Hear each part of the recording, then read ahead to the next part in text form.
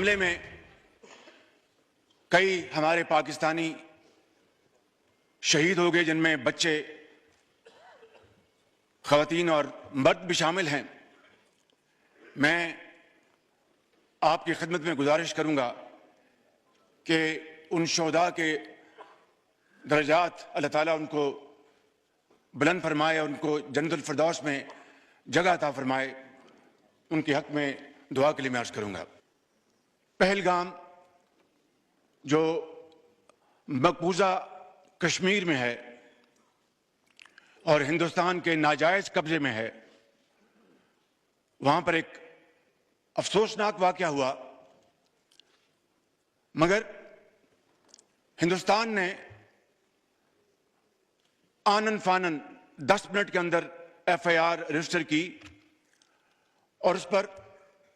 اس کے بعد ہندوستان کی میڈیا نے، ہندوستان کے سیاستدانوں نے، اینکرز نے پاکستان کے اوپر بے جا الزامات کی بوچھاڑ کر دی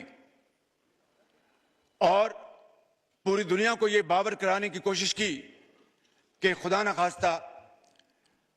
اس واقعے میں پاکستان ملوث ہے۔ میری دنیا کے مختلف ممالک کے سربراہان سے،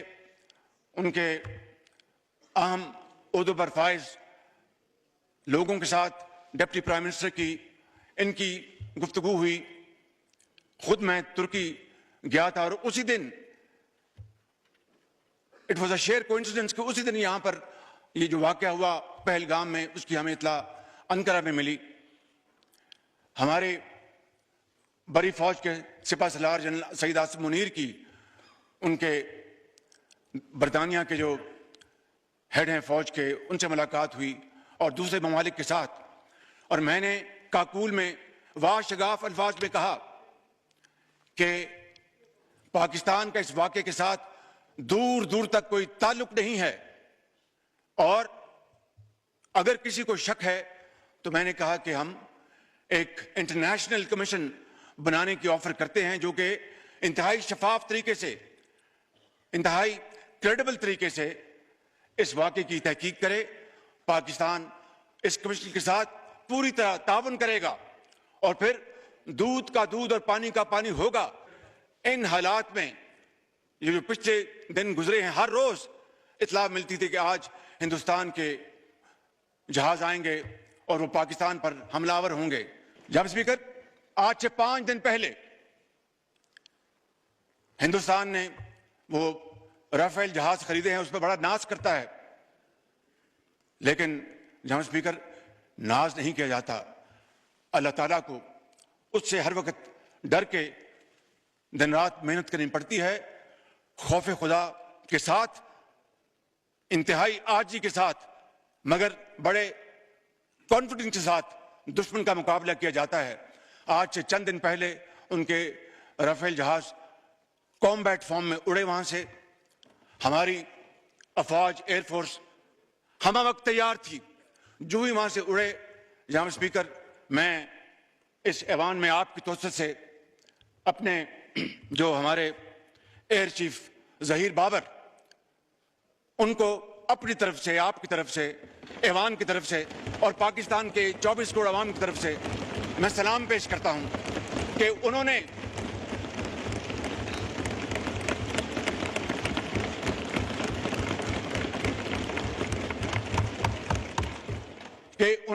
اور ان کے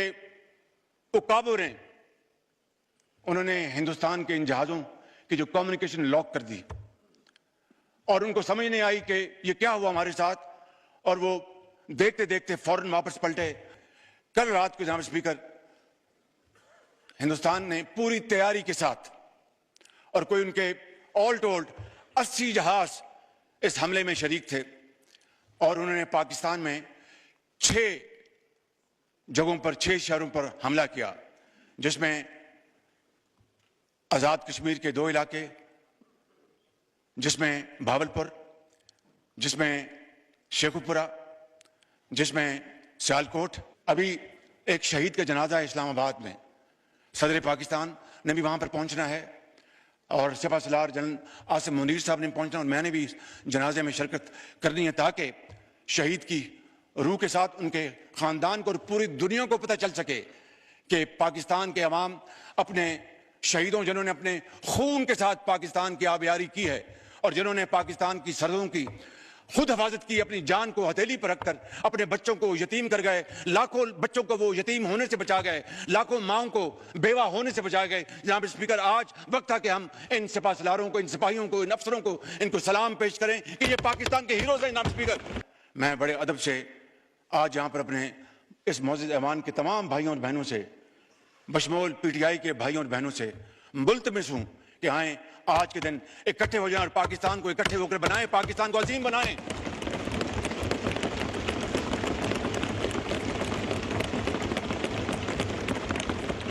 اس سے زیادہ اور کوئی شاندار موقع نہیں ہو سکتا۔ میں حاضر ہوں آپ کے چیمبر میں، میں اپنے ان بھائیوں اور بہنوں کے ساتھ، اپنے ساتھیوں کے ساتھ ملنے کو تیار ہوں کہ آئیں بیٹھیں، پوری دنیا کو دکھائیں کہ ہم ایک ہیں۔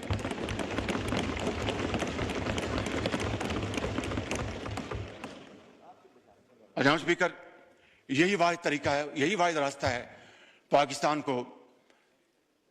ایک عظیم قوم بنانے کا۔ ماضی میں جھانکنا چاہیے سبق حاصل کرنے کے لیے، مگر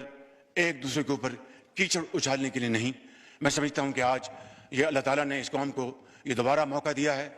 پاکستان کی افواج پاکستان نے اپنے جو جوہر دکھائے کل رات، میں سمجھتا ہوں کہ ان ہیروز کی بدولت آج پاکستان کا دوبارہ